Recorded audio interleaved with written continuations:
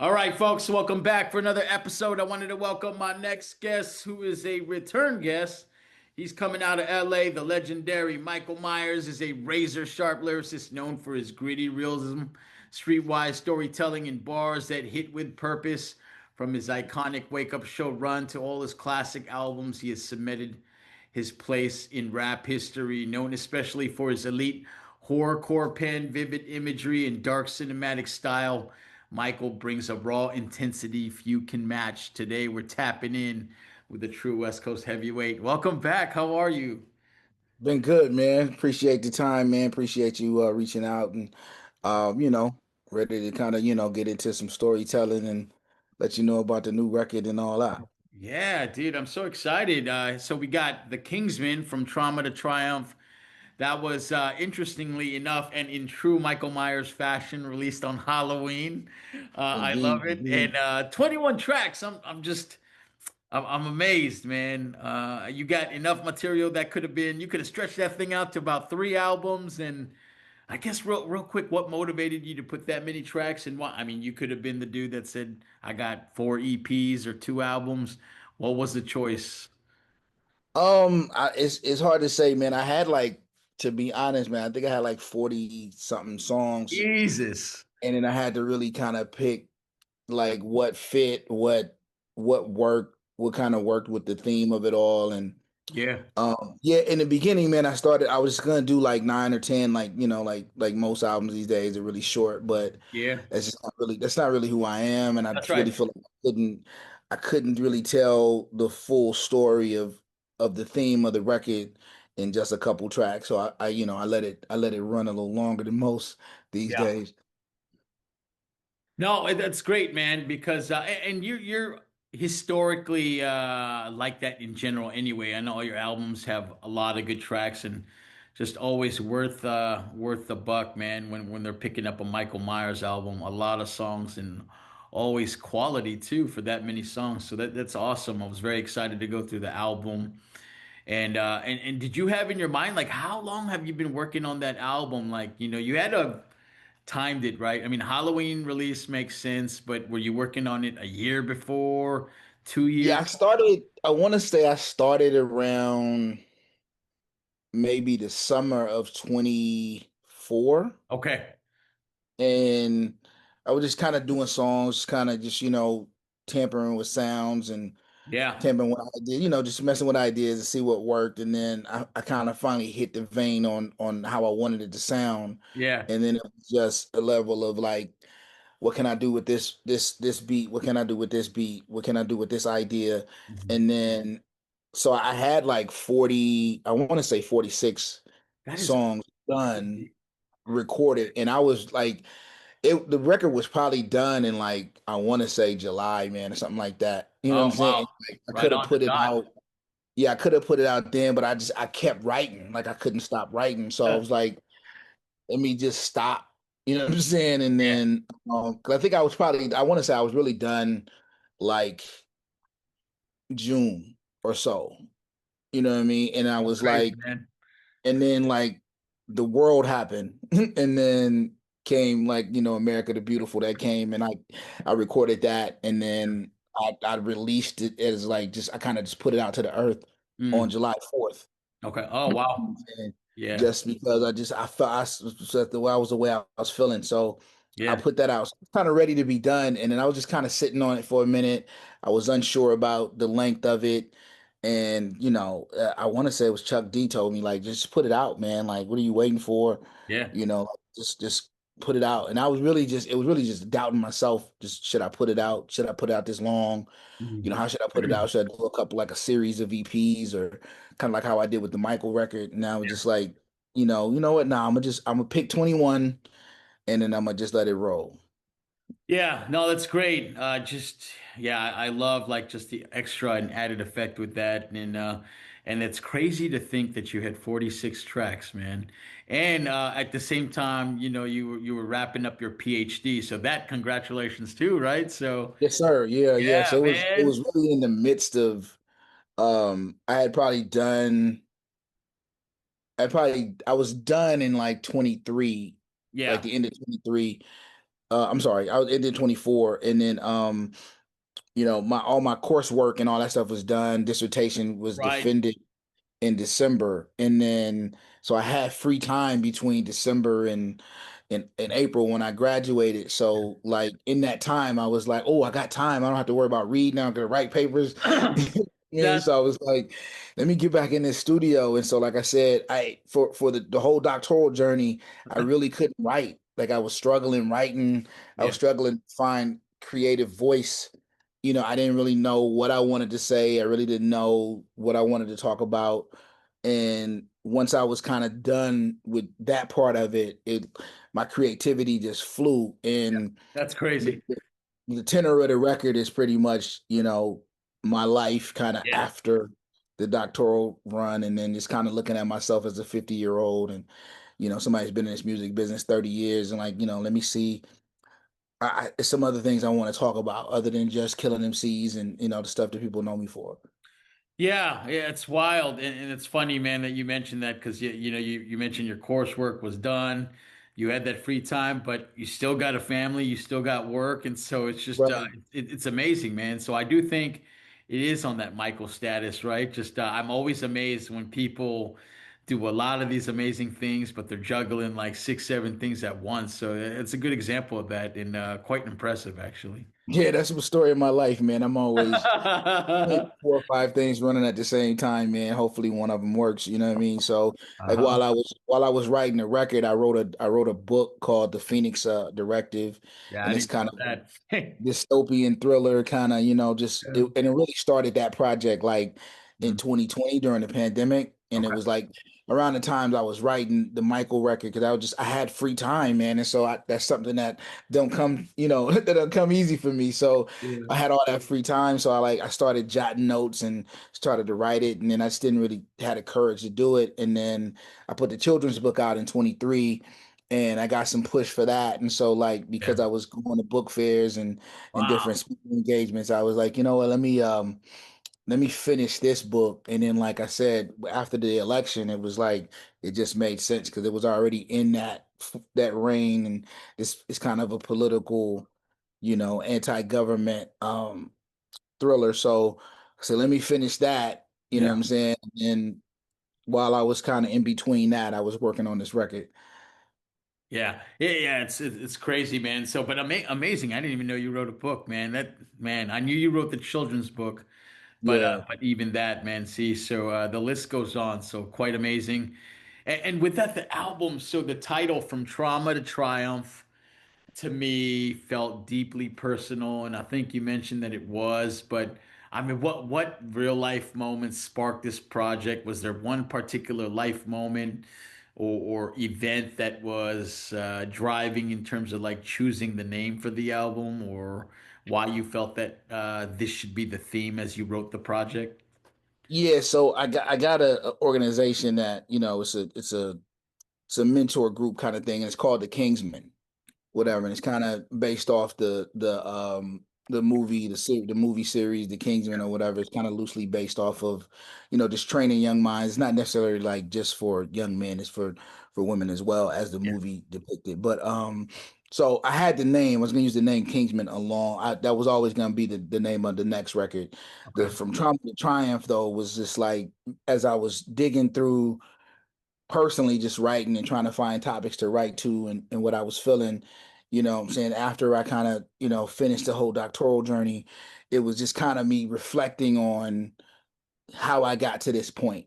You know what I mean? And everything that I had endured as a child and endured as just, a young adult, and, the struggles of, being a parent and always trying to get it right. And, you won't always get it right, but you make the effort anyway. And so it really just was just a tribute to just the 50 years I've had on this planet, 51 now, where like I'm just trying to really I just felt like I had something to say. I wanted something to say. I didn't really want to make it all about being, super duper lyrical, and, not that it's not lyrical, but like, kind of just stay away from the braggadocious stuff. And, Yeah. at 50, man, I'm an older man. And so, I really wanted something, I wanted to leave a part of my discography, a legacy that that where I said something. So you can't just say that my records was just all BS the whole time. And you know what I mean? Like I always put one or two tracks on a record, but like this record was totally dedicated to that. And then like in the process of me recording, my father passed away. Oh, shit. So Sorry. like it really made me reflect on just like despite all of the trappings and things in the road, and I still persevered and I made it through, and I triumphed at the end. Not many people where I come from or people who look like me have achieved what I've been able to achieve. So I wanted to celebrate that at the same time, kind of find closure in some childhood wounds that I had. Yeah, yeah, you could certainly tell as I went through the project, just it was still like good Michael Myers raps in terms of like what you're famous for, but yeah, the topic selection was certainly more mature in that sense, and I like that. It's like, hey, this is the stuff that I'm gonna leave behind, and this is the messaging that I want out. And so it's great. You can do that with 20 songs, and I felt it was cinematic in that sense. And I know that you like that. You're a big fan of films, and so do you take every album as you put it together and look at it as a movie? I mean, you're very regimented in terms of like you write books, you write dissertations, so it's always structured. So do you take that same approach with music? Yeah, to be honest, like I've always taken every record is a book. You know what I'm saying? And so um one of these days, man, I'm gonna get together and and make a rap book slash movie No. documentary on like the process and how I do it. And so when I wrote my first record, it was like a collection of essays. Mm. You know what I'm saying? The second record was like a cinematic screenplay.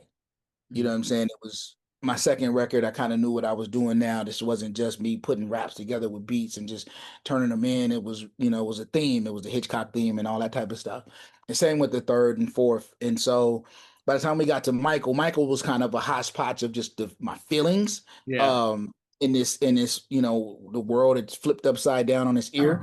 So it was just really just a mosh posh of just of songs. And then this one was intentional because this one is it will be a film. You know what I'm saying? Actually, Yeah. the plans I had for it was supposed to be every song was supposed to be episodic, like it was Yeah. supposed to be short episodes, I can see that. um, and on film or whatever. My filmographer, my director, he passed, and so that took a big blow. But I'm still working on, getting that too. If you notice, some of my social media posts in regards to promoting the record are real like cinematic in tone and episodic in tone, where Yeah. it's like it's giving you a visual version of what the songs should be like, you know what I'm Yeah. saying? So you can kind of really grasp the concepts and what I'm talking about.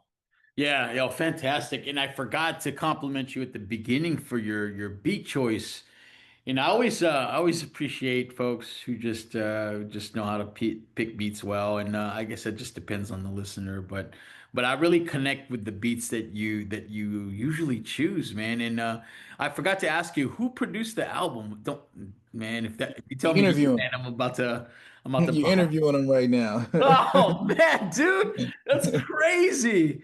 Like, how you have time to, man? I don't sleep much, man, and like, you know what I'm saying? Like I said, when I'm very intentional about doing something, you know what I'm saying? My Yeah, wife will tell you, man, like when I say I'm gonna do something, I'm gonna put 100 in. yeah, And no so, kidding. I had, different musicians just play you know, for and then I would record that, they would record it, send it to me, and then I would just, Okay. I would be able to sample off that, or I found, dusty records that I had that, I used that. And so a lot of it was intentional, man. A lot of late nights, you know what I'm Yeah, saying? Once my kids are put to bed and the distractions are gone, I could really lock in, you know what I'm saying, and yeah, create a beat. You know what I'm saying? Some beats take minutes, some beats yeah, take hours. It really depends on what I'm trying to do. And then kind of once I get into the studio and once I start writing, really, I can start hearing the other sounds yeah, that I want to add to it. You know what I'm saying? So like a couple of records, I think the one of one in particular, um, I was really, it was really just a skeleton that I wrote to. It really just a drum track. and then the bubble sound, the boop, the boop, boop, boop, boop, boop. That was all I had, and then all the other stuff just kind of came as I was writing. This is what I heard because sometimes I see music, I see it. You know what I'm saying? It's visual for me, so I always see it like how it reacts when I'm doing it live on stage, and the sounds I want, especially like when you hear like my bass lines are usually they're really show oriented bass lines. Yeah. But I usually spend a lot of time complimenting you on your pen game, and man, I don't think I've ever highlighted just your production game too, man. I just really enjoy it a lot, and Yeah, so no, I appreciate it. It's one of yeah, those skill sets that kind of go unnoticed sometimes because I do everything kind of by myself. So um yeah, people don't expect they don't that's expect that I right. did Well, yeah, that. so I mean, your pen game is really so good, so you just assume that, hey, he puts so much into that craft of writing that they assume that you're not doing the production too. So I mean, I didn't even think. I was like, no, he just writes, and then I was like, let me Yeah, go ahead. sometimes, man, to be honest, man, it gets in the way of me writing. You know what Ah, I'm saying? Because sometimes it's I'm so focused on making sure that the sound is good that what I'm saying. Sometimes that's why a couple of joints didn't make the record just because yeah, I didn't feel like I sounded good on it. You know what I'm saying? Like I like damn I can go in their studio and do this 100 times again and it won't be where I want it. You know what I'm saying? So like I said, sometimes I have to just let go and let God and just put it out. You know what I'm yeah, saying? Let's yeah. go So with it. what happens to the rest of the songs you didn't use? Is that I mean, I don't know, man. that's I got a crazy. couple joints. I was I was listening to some joints the other day, and I was like, man, I still could probably put this out. You Yeah, know what for I'm saying? sure. Like, it's because some of the topics are still like on point, and they weren't like they didn't make it because they sucked. They just didn't fit The this vibe, right? particular vibe. You know what I'm saying? Like, Yeah, I got a I joint get about it. crabs in a barrel. That's probably one of my favorites that just didn't fit with the tenor of this record, and it's probably one of the better beats that I had too. Oh man, yeah. It just I didn't was make just sense. curious because It didn't make I sense. was doing the math. I was like, damn, he got 20 something songs still left over. What's he gonna do with that? I probably could put another record out if I really wanted Yeah, to. absolutely, man. So yeah, and you talked about it earlier. Just you were very conscious about just the way that you selected the songs that you put out and the messaging that you wanted to leave on as a Mykill Miers legacy in terms of music. And so I did see, I felt the mindset shift and change. I was going to, ask you about it, but you did mention that, just being an older you and being more accomplished and more of a wiser MC, yeah, it's great, man. It's just it's really a work of art. I think putting albums I together. appreciate that. Yeah, I mean, to be honest, man, like I felt like um I felt a responsibility to be cognizant of the Yeah, times. You know what I'm sure. saying? So yeah, while I'm killing MCs and and being, lyrical and all that other stuff, man, there's some real life things that people around me are going through. You know what Yeah, I'm sure. saying? It would behoove me not to speak on it. Literally felt responsible to do that. So I didn't do very many joints where I just really was, being in the pocket and rapping and, doing the rapidy rap stuff. I was really intentional with a lot of the stuff. And like I said, there's some songs that didn't make it just because it just didn't fit for this project. That don't mean that I won't ever put them out.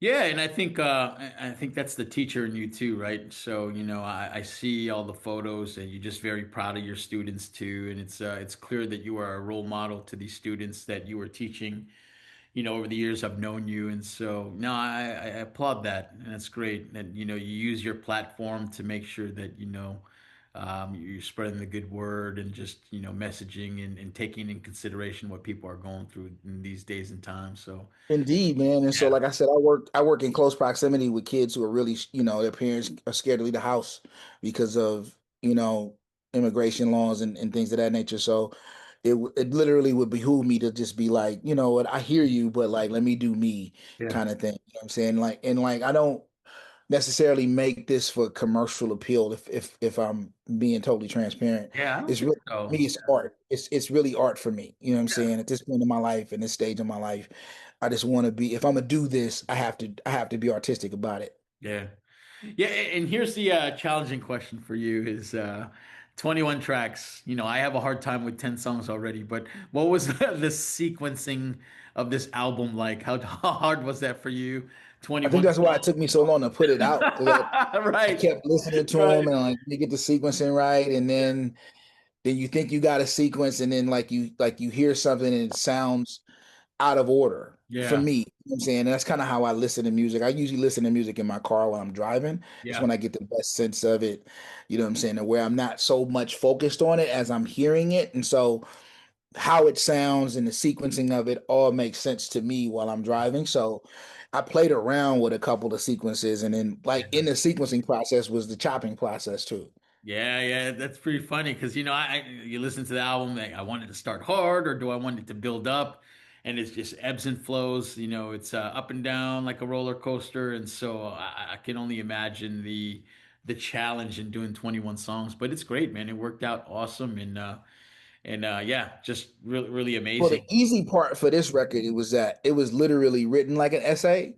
Okay, So there's the intro, of course, you know what I'm saying, and then the first song, which is the Kingsman, and then the second one is One of One, and then you know what I'm saying. So it all made sense because that was exactly how my bullet points were. I yeah, wanted to touch on these specific points, you know what I'm saying, and so everything had to fall in that order. yeah, And so, like I said, that's how some songs didn't make it. I had a song that I did. I actually did it for the Dodgers network. They didn't choose it for a documentary, but yeah, it was the moment when Freddie Freeman hit the grand slam in game one against the Yankees. yeah. And it was a pivotal moment because it was like I remember being a 14-year-old kid and watching Kirk Gibson do it. And then my youngest son is with me watching this happen. And we're like, man, I don't know what we're gonna do, man. We gotta beat the Yankees. Yeah, And then all yeah. of a sudden, crack. And so I literally that night wrote that song, it's called Nice.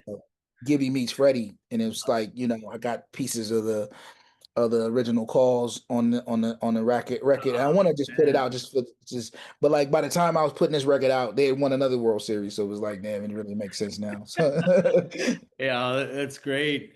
Yeah, and so again, since I've seen you at the beginning of your career, right, on the Wake Up Show, and I see, or I saw, the hungry Michael Myers to, the path that you had taken to become Dr. Michael Myers or Dr. right, right. Harrington.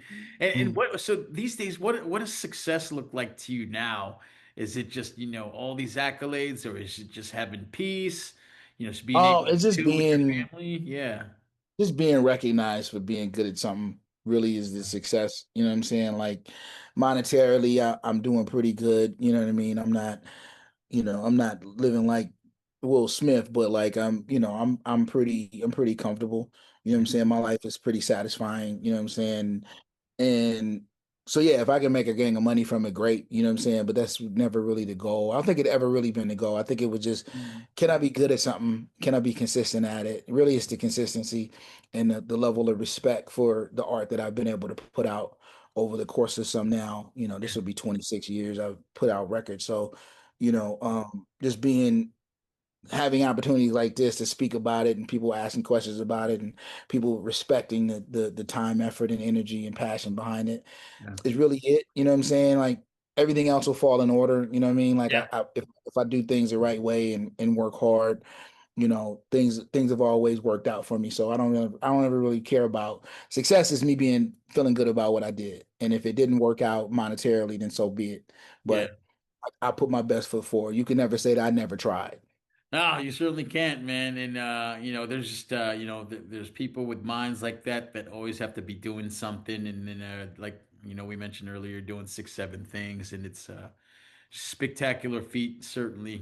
As you navigate all those things with family and career. So, yeah, yeah, I would say that your legacy continues to stay in motion, and that I'm still, hey, it's gonna be cool to see what you do even more in the next couple years. Right. Yeah. To be honest, man, success for me would be seeing my kids successful, Mm, whatever endeavor they choose. You know what I mean? Like yeah, to see my oldest son now and my youngest son playing this AAU basketball travel team and them yeah. getting, college scouts talking to him at eighth grade is Oh, that's more important to me than whatever success I get at this point. You know what I'm saying? Is that, Yeah. seeing these young men turn into grown, older adults and being productive citizens and falling in love with something that they work hard at and being good at it is really like that's the end all be all for me. Yeah, and I think just as a father, you provide the blueprint, and the blueprint is quite good. So yeah, no, it's cool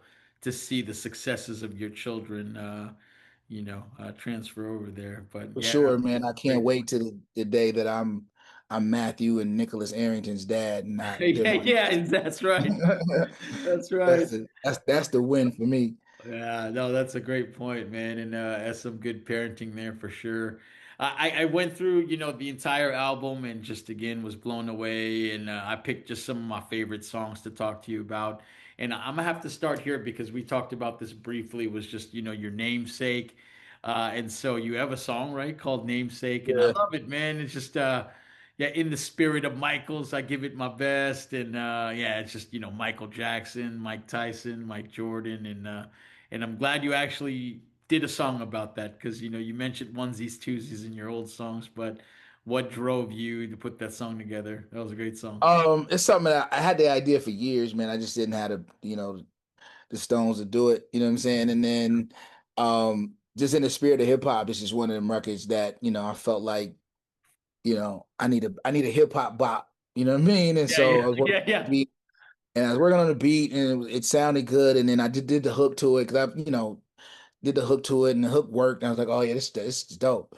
And so then I just kind of wrote to it, and then just kind of wanted to use the name Michael as a metaphor. yeah. Coincidentally, those are three of my favorite celebrities. So it worked out. I was a huge Michael Jackson fan as a kid. You know what I'm saying? My mom will tell you that's probably my namesake, even though that's not the true story. The true story was named after Michael, the archangel in the Bible. Uh, But I was a huge Michael Jackson fan. Like you couldn't tell me anything bad about Michael Jackson from circa 79 to about 91. yeah, So man. you Oh. know what I mean? So, and then, Michael Jordan is Michael Jordan, and then Mike Tyson is Mike Tyson. So I just thought it was a dope concept to put together and kind of splice the metaphors with what they do versus what I do. And, it worked out. Yeah, that first part of the hook kind of has that Biggie tribute where he mentions the names or where you mention the names too, and Yeah. then, but I love the close because that's my namesake. Catch me in the film room studying game tape. Woo, man, yep. Yeah. So yeah, just the hours and the homework into your craft. It just is very graphic in that sense. Just thinking about that work ethic. So really really good song, man. I enjoyed that, and yeah, you're right, man. That's a good just boom bap track, right? So. Yeah, I was just I like, always enjoy I could that. see myself performing this and getting over with that. So, Oh yeah. And then another song I really enjoyed was the Dr. Arrington and Mr. Myers. And every time I was like, golly, this beat is sick. And I totally didn't think it was you producing it. So, yeah, uh, I was in my Dr. Dre bag that night. I was yeah, listening to something Dre did, and I was like, "Oh yeah, I want to the piano." So it started with the pianos, and then once I get the pianos right, then it's the drums got to be they got to be stadium drums. You know what I'm saying? They got to be you yeah. know. So I went there with it, and it worked out, man. And it was actually a hard song to do, and it's the if you really Mm. notice, it's the only song on the record that has three verses.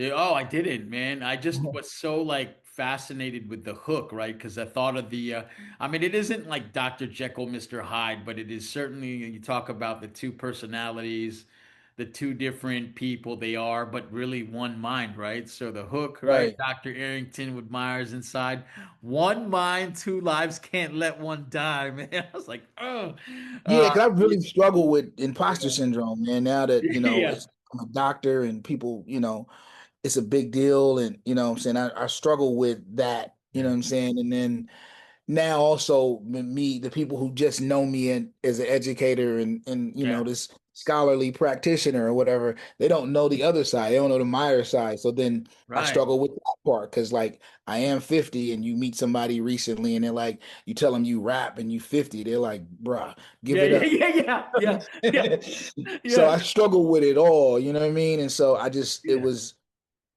while I was going through the doctoral journey and being an adjunct professor and all that other stuff, it I was really struggling being in those meetings and hearing these people complain about stuff that I knew was kind of irrelevant to my journey and my struggle Yeah. and really what students really need to know versus what they think they want to know. Um so yeah, that one was really probably one of the more personal ones because I was really like when I talk about the imposter syndrome, it was real for me. Yeah, I think so. Just and that's why I do the same thing and feel, yeah, I felt that for sure. Because early on it was like, okay, I like keeping these two worlds Right. separate, right? But as I got older, I'm like, nope, that's me. I love it, and I'm gonna rap until I die. And yep, Right, and right. yeah, and so yeah, I feel you, man. Yeah, before there was a separation I liked, didn't I wanted to keep work and personal pleasure separate, but I love it, man. That's what I Yeah, I do. did It it for makes me years, happy. man. I did it for years, and Yeah. I didn't even let my kids listen to my music. Interesting. Because it's a little more graphic than Yeah. I would like them to hear when they were younger. But my oldest son gravitated to it anyway because of YouTube, Yeah. and he wanted me to do. They did like a thing for like he had an award at school and Mm. had to have lunch with him at school, and so he wanted to have all his friends meet me because they've been listening to my stuff on YouTube. That's So awesome. you know what I'm saying? I got to be the cool dad for a day. Yeah. But literally though, that kind of helped me come out of the shell. And so, before I put the album out, I had my sons listen to it and to give me their opinion on it. And they were like, dude, this is good stuff, Dad. Like Yeah. to put it out. You know what I'm saying? And my oldest son he's a music nerd like me, so Okay.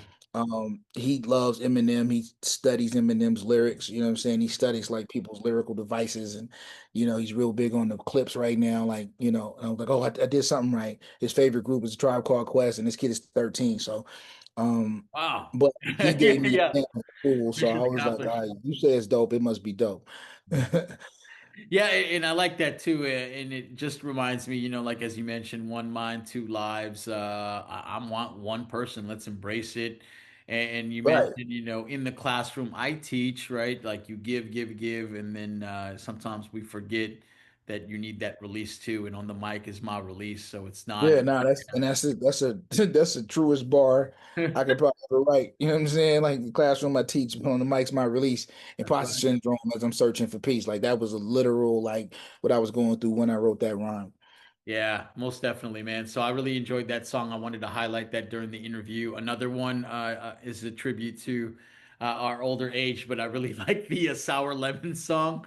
That Yeah, was yeah, no great doubt. too, as well, man. So talk to me real quick. What motivated you to write that? Because Yeah, as I an was older watching gentleman, I'm feeling that. yeah, so in the beginning clip, you know what I'm saying, the intro is from a show called This Is Us. Okay. And Oh one of my yeah. favorite shows. Yeah, it's Uh-huh. one of my favorite shows, very well written. Okay. And I was watching that. I think me and my wife were rewatching it. We're the couple that rewatches stuff that we already watch. Yeah. And so we were rewatching that. I remember that when I originally saw it and thought how powerful a quote that was. So Yeah. when I saw it again, I immediately like, up, let me stop right here. Let me sample this. You know what I'm saying? And then I wanted to write that based on what he said Yeah. because it's something that I tell my students all the time too. You know what I'm saying? And so, and then I believe Post Malone has a song called Lemon Tree Okay. that my son hit me to that I thought was dope. Oh, You know what I'm saying? nice. So the two things kind of came together, and that was the motif for that. Yeah, I really enjoyed that song too, man, because that's what it's all about these days, right? Trying to get the bad and, change it, massage it, and turn it into something good. So, Yeah, uh, no, that's definitely probably one of my favorite records on the record. oh, great, man. And then another song I picked was I think in line with what you'd mentioned in terms of like what you wanted to leave behind, but I really enjoyed the Unspeakable Joy song. That power of Yeah, connection, love, no boundaries, no need for correction. And it's to me, I felt like it was a song about self journey, finding yourself, being comfortable with yourself, and trying to make it happen. But any special stories with that song? yeah. So I really wrote that song for a colleague of mine. It's Mm, I had her in mind when I thought about it. She's got a son that's on the spectrum, and she'd been struggling with, his outbursts at school and the school not providing the proper support, and it's going through litigation and all of that. So, and helping her with that. But it was really just kind of a testament to those who have children or family members who are either on the spectrum or some type of debilitating, you know, type thing. And so, and just kind of it speaks to them, you know what I'm saying, and what they have to endure. And then, because like she's like the most loving, giving, hardworking teacher I know, but at the same Mhm. time, she's got this struggle at home, and she's always there for her kids, and she's always there for her son.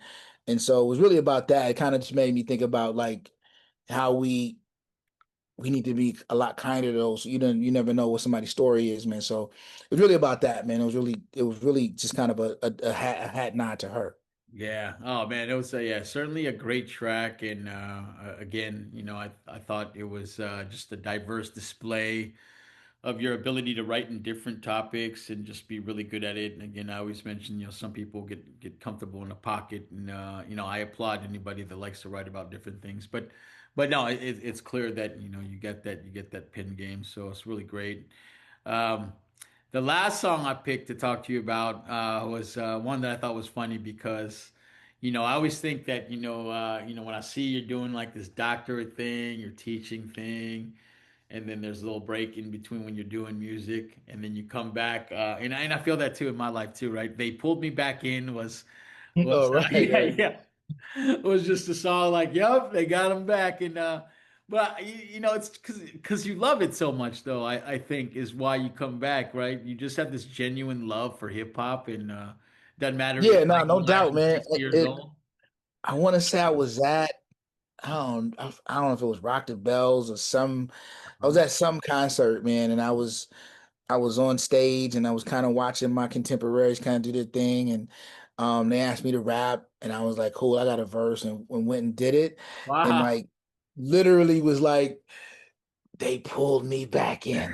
You know what I'm saying? exactly. And it's another nod to like another Michael that, I live by, Michael Corleone, like, being a Godfather fanatic, you know what I'm saying? Like those Godfather movies to me are like, they're literally like analogies that I use to this day, you know what I'm saying? And so that was definitely one of them that was like, so just when I thought I was out, they Yeah, pulled me. You know what I'm saying? Because I literally thought I wasn't gonna do another record. Like I had fought it for a minute, and I started yeah, recording. Then I started getting a little self doubt. Like, man, maybe the time has passed. Maybe it's because yeah, like I said, I couldn't write, and I've never been in a situation since I started rapping in 16, 17 that I couldn't write. You know what I'm saying? It was always I didn't write because I didn't feel like it, but never that when I tried to really write, I couldn't. You know what I'm yeah, saying? And so I was like, well, maybe it's it, man. Maybe I maybe ain't got no more bullets left in this gun. You know what I mean? yeah, So yeah, and then that was kind of the start of the whole cycle of me just writing, and then I couldn't stop when I started. So yeah, um but yeah, that's the story behind that, man. It was really me being at a show, just being a fan of it all, and I believe it was Tash or Planet Asia. One of them pulled me on stage, and the rest is history. But then I had to remember, like, in certain circles, man, I am, somebody that's important. You know what I mean? So like, yeah. so when I'm in that space, and I'm not in that space as often as I used to, I like forget because I don't really think people will remember me from Right. like, and then every time when somebody's like, "Oh man, I remember your shit from the Wake Up Show," and I'm like, "Bro, that was 30 years Yeah, ago." right, right, right, right, right.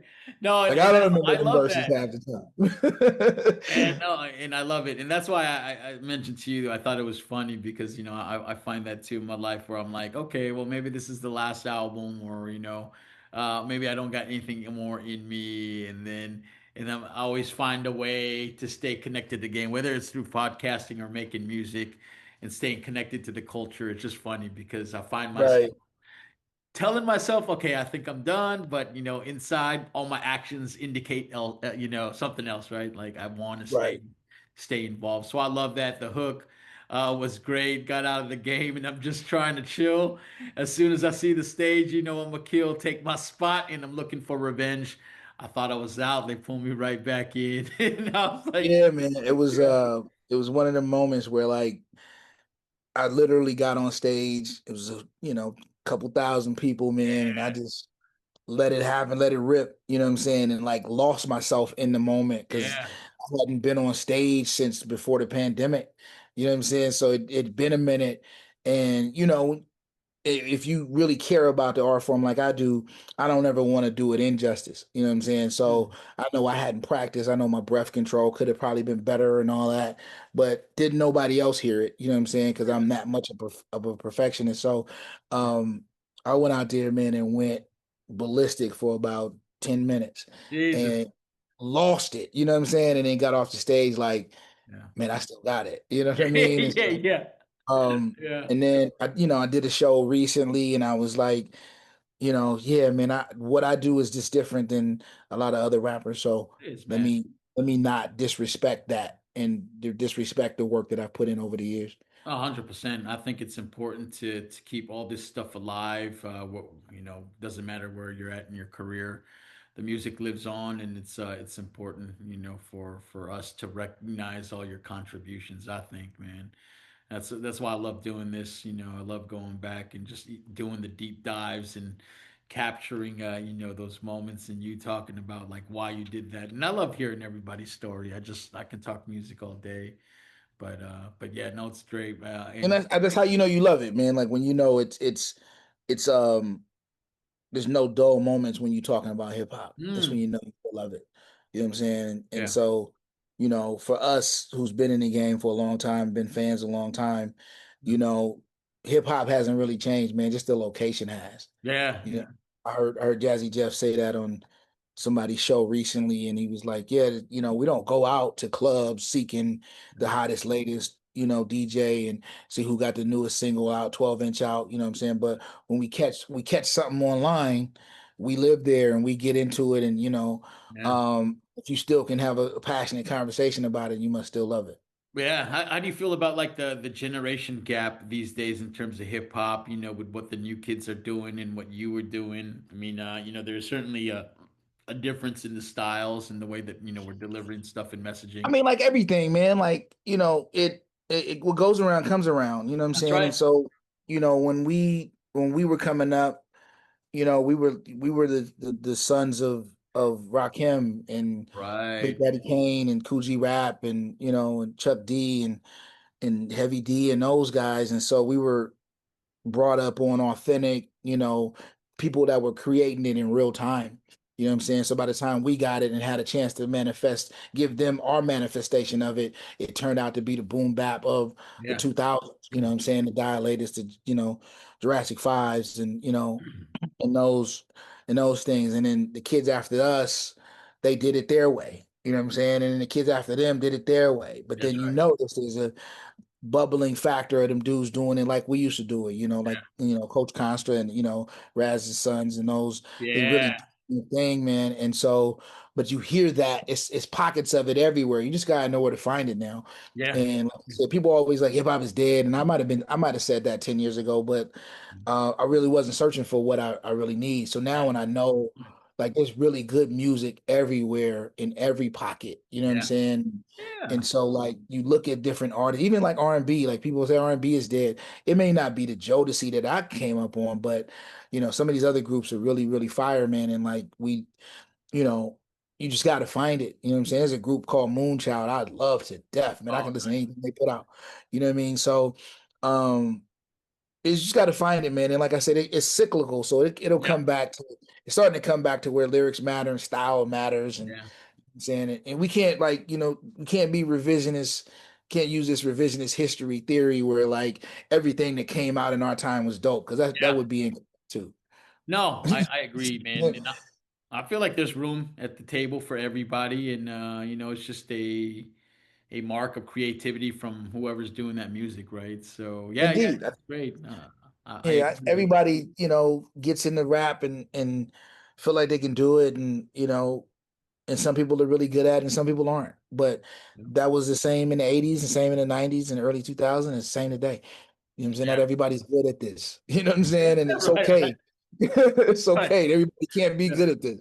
that's right. Everybody can't be Bron and Kobe and Steph Curry. Right, right, exactly. Gotta Ex- have some Devin Georges and Rick Foxes and you know what I mean?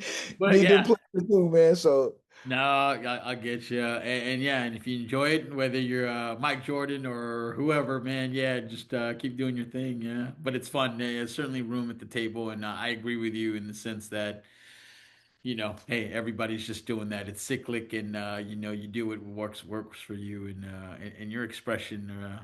That's your form of expression in terms of hip hop. So cool. Yeah, for sure. You know what I'm saying? But for me to go talk about these young kids and what they do, man, they're trying to be expressive like we were when we were kids too. You know what I mean? Yeah, So I don't hate on it. If I don't like it, I just don't listen. You know what I'm that's saying? right. I ain't got to go online and bash you for it. I just say I don't listen to that. So I'll Yeah, move on. yeah, You know, so like I couldn't tell you one Cardi B song, yeah. but she's super duper famous. I don't listen to it. Yeah. It's not my cup of brandy. You Mm. know, I don't disrespect her for that. Just I Yeah, heard it. What I've heard, I was like, it's not my thing. yeah, I'd much rather listen to Black Thought. yeah. Yeah, I nothing mean, wrong with that at all, man. Well, man, hey, when did you feel like, okay, this album's done? What was that trigger that gave you that feeling in your head that, okay, I'm happy with it. This is the Kingsman. Do you specifically remember when you called it a cut for the album? yeah, it was like October 28th. I was To like, the all right, I'm date. gonna put this out on my birthday, man. Give myself a birthday gift and put this out. Yeah, And so I just cut it right here. And I can keep going back and forth if this song should be on it or not. You know what I'm saying? Then I got 4 or 5 songs that like have nothing to do with the Kingsmen at all. You know what I'm saying? It was just the vibe was dope. You know what I'm saying? And then at the end I was kind of redoing. So like the I Too Am America joint, mm. that wasn't the original demo. Oh, You know gotcha. what I'm saying? The original demo was a much slower, more melodic beat, and it just I didn't I for as much as I liked it, I Mm. wasn't in the pocket enough as I felt. You know what I'm saying? So I was like, let me try this to a much faster beat, and I think it worked better that way. Nice, man. Well, yeah, what an amazing project, man. I really enjoyed it as I have through many of your projects in the past. But yeah, it's great. Are there any plans to put it on physical products, CD, Yes. tape? What's the plan? Yeah, I'm gonna put it on everything you can put it on, man. You know what I'm Yeah, I saying? love it. I'll put it I on love it. vinyl and put it on tape, CD. Hell, if I could put it on the wax vinyl that they used to, the little cylinder, I put it on that, I would. Um, but as physicals are coming back, man, and I know like Yeah, the majority of my fan base in Europe, they really love the tangible items anyway. So, yeah, um, most deaf. and so the plan is, man, when I get to the 30-year point of it's been a long time coming, like I'm gonna put out a box set of Mm. everything I have will be available physical. Oh, that's great, man. Yeah, of So you're course. talking about 14 records, so it's really expensive. But but I think that'll be the time. And then at that point, man, you might not catch any more records from me, but you'll still catch songs here and there because I still got the fire in the belly for just Oh, doing stuff. You know what I'm saying? no, you ain't slowed down a bit, man. That's great. Fantastic. Well, hey, again, thank you for your time. I appreciate it. Legendary on the mic, and your contributions have been ridiculous. So, I always have a blast, going in and giving a deep dive into these albums that you're putting out.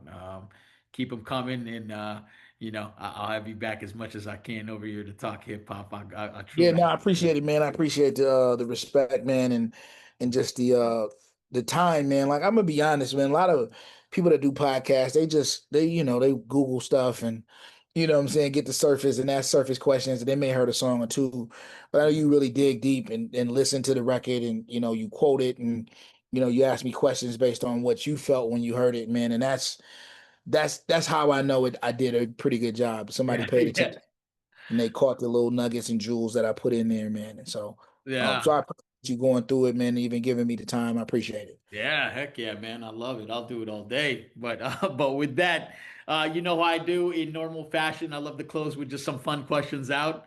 So I'm gonna drop these real quick, and then I'll turn the floor over to you for one final time. But my first I question bet. for you, what is your favorite California slang? Has that changed since the last time we spoke? Nah.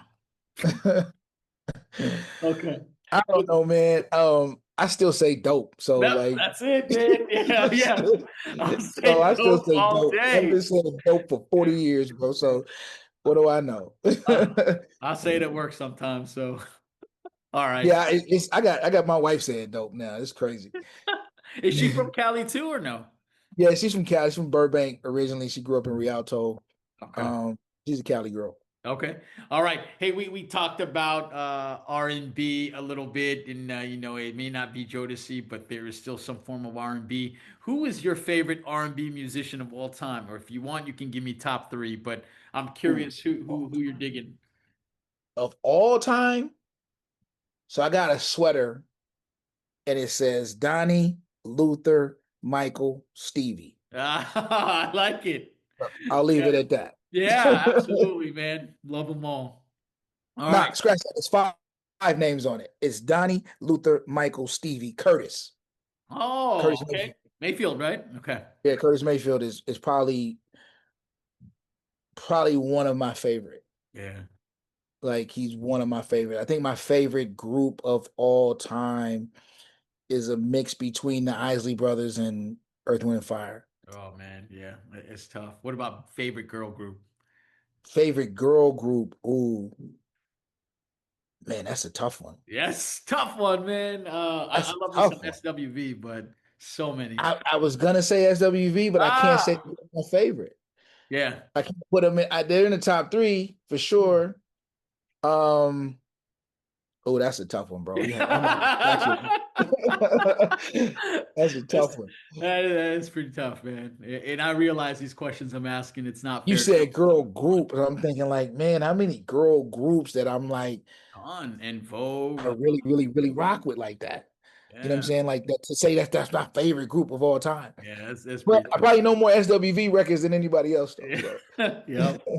Yeah, no, and I'm excited. I love that Human Nature remix, that Michael Jackson sample. And that movie that's coming out too. I can't wait. oh, For they that got a Michael, movie coming out? that Michael Jackson, you got to check the Oh yeah, trailer. yeah, yeah, yeah, yeah, yeah, yeah. No, Yeah. I seen a couple of clips from it, man. It looks dope. Yeah. Okay. And here's my final closer for you. So it doesn't have to be your number one, but outside of rap and R&B, do you have a couple, maybe two, three songs that you enjoy that are non-rap, non-R&B? If so, what are they? Um, Iron Man, Black Oh, Sabbath. yeah. Um, Don't Let No One Get You Down from War. Oh man, yeah. Okay. Um, and probably um Coast of Personality from Living Color. Oh, great, man. Yeah, Whenever Iron I hear Man, that riff, probably my dude, I favorite get song. fired up. I hear that riff. Bro, I used to listen to that in high school on my way to football games. Like Oh, somebody nice, ate up me listen to that joint. dude. It Iron would be Man. that song, Iron Man, and then Welcome to the Terror Dome, Public Enemy. Oh yeah. Yeah, that's a great one, man. Oh, yeah, monster songs. Well, hey, man, with that, thank you again for the opportunity. I want to turn over to you for one final time to sit us and close us out, man. Floor is yours. Yeah, no, like I said, I appreciate the time, man. And for those who are listening or that will be listening to this, please just check out the record, man. Just check it out. I don't, if you want to buy it, great. If you want to donate on Bandcamp, great. But just check it out, man. Just it's a piece of art that's in the earth that you should be able to look at and listen to and feel some kind of way about. I would really appreciate it if you do that. You know what I'm saying? Most of the proceeds that come from anything that I sell will be going for my students. The more the better, the sooner the better, because it's prom season. I got to make sure these prom dresses and prom suits are paid for. So if you will, man, I appreciate the donations, appreciate the love, man, and check me out at Mykill Miers Music on Instagram or M Arrington EDU on Instagram.